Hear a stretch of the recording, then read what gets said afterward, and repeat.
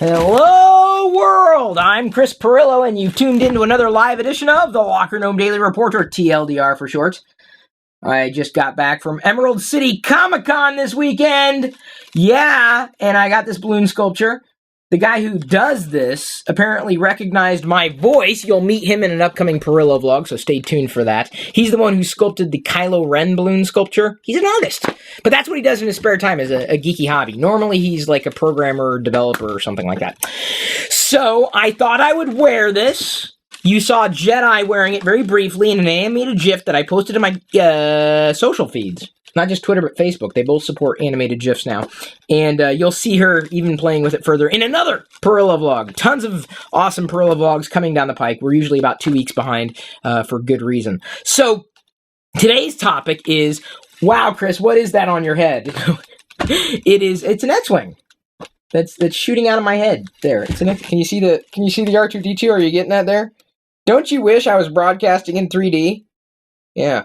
I've also got a new t-shirt on, but that is part of today's Pirillo picks.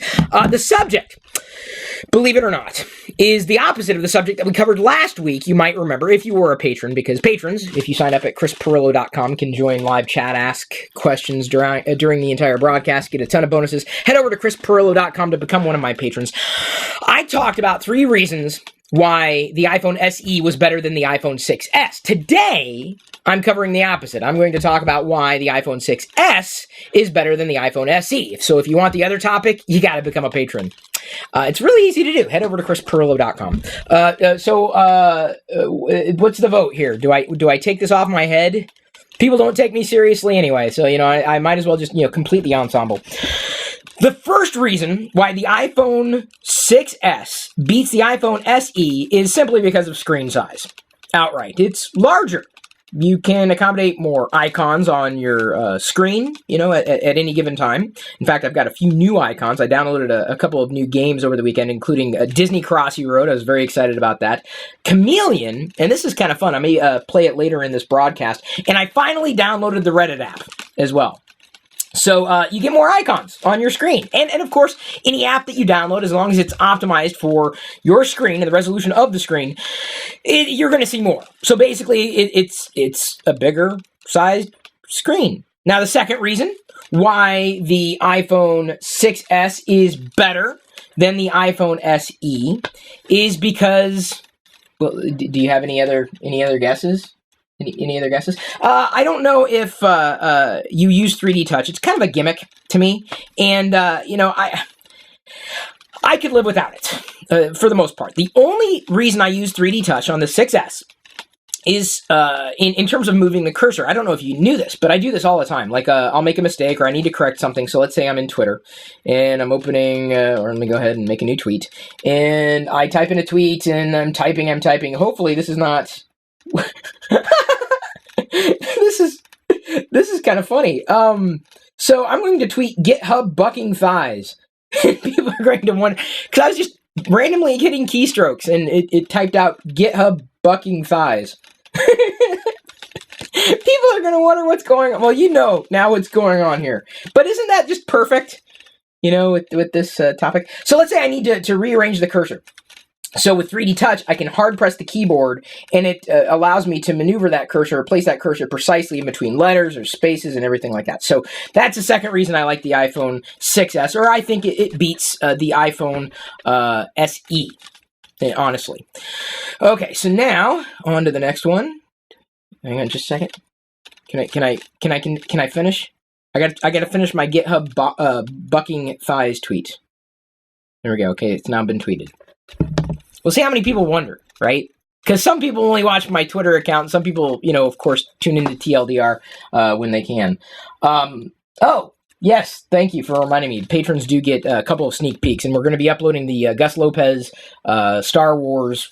He's kind of got a museum where he lives. Not a holiday party, a party, like an annual kind of party with the people who love Star Wars. So, that's the second reason I like, or I happen to think that the iPhone 6S beats out the iPhone SE. And another reason why I think the iPhone 6S beats out the iPhone SE, and it's just a matter of feel, generally speaking. beyond the screen resolution, right? It just feels like it's a good compromise with size.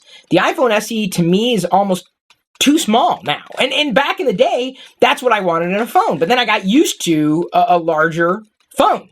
Granted, it may not have, the 6S may not have as simple, I guess, of an operation, or when it comes time to using it with one hand, not as easy as a smaller phone.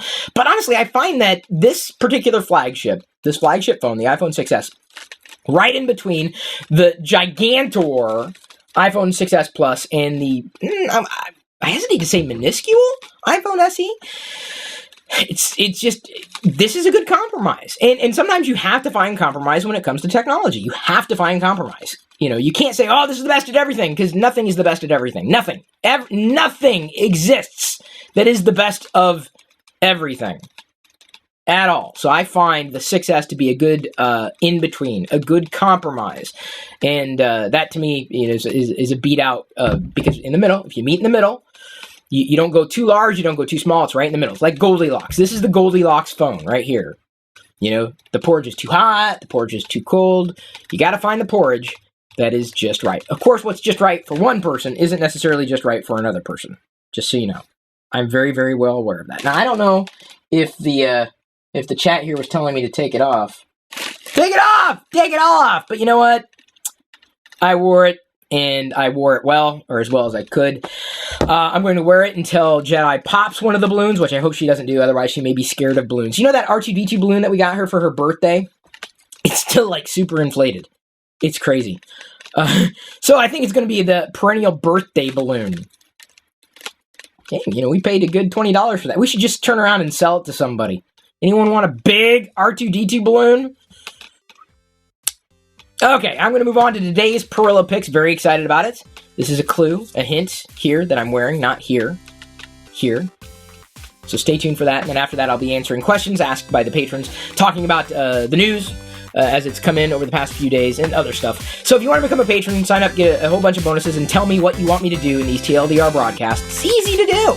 Head over to chrispirillo.com and sign up right now. Today's free podcast highlight was brought to you by all of my active patrons from chrispirillo.com. If you want access to the full TLDR episodes, both audio, video, past, present, and future, which can be up to an hour long or longer, with even more tech insight from me every weekday, plus other bonus content without ads, and support me at the same time, you can sign up to become one of my supernomies too.